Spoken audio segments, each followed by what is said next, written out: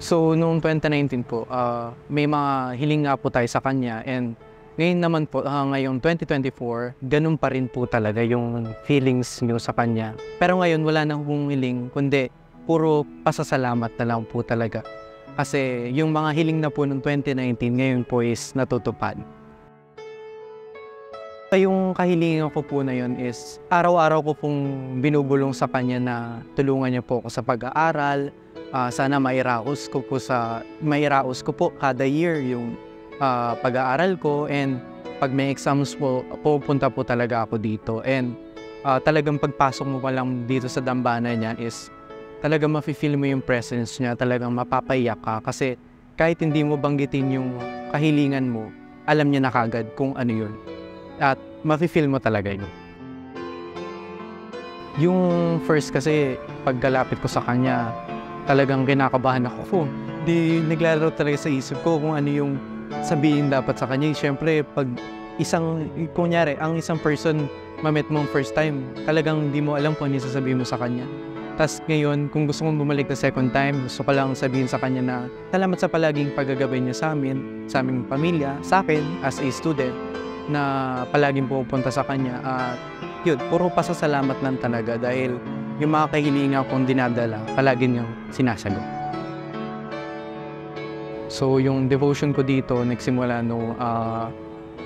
yung mother ko, dinadala ako dito sa Baclaran. Which is, wala pa talagang alam ako noon na yung sa daily novenas every Wednesday. Pero nung nagkaroon na ako ng kaalaman tungkol sa pagsasanto rin, nalaman ko yung every Wednesday devotion. Then, dati nun, sinusubaybayan ko na kahit nung pandemic, yung may isang live show dito sa Baclaran, which is the iConnect.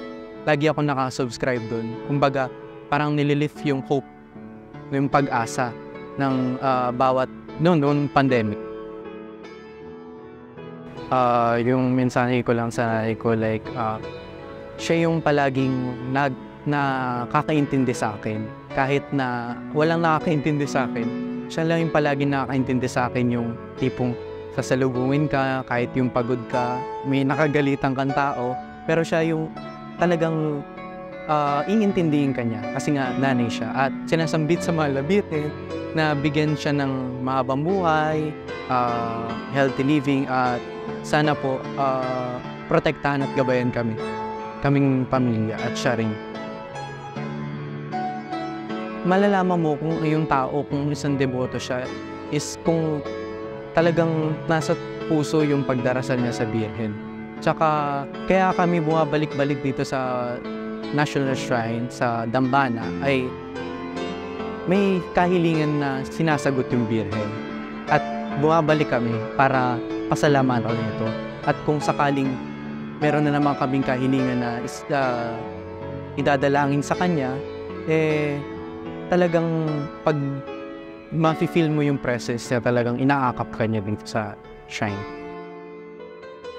Bilang kabataan, huwag sana nating kalimutan na si Maria at si Kristo ay nandyan lang palagi bilang ating liwanag. Palagi nating siyang sundan at gawing inspirasyon sa ating buhay.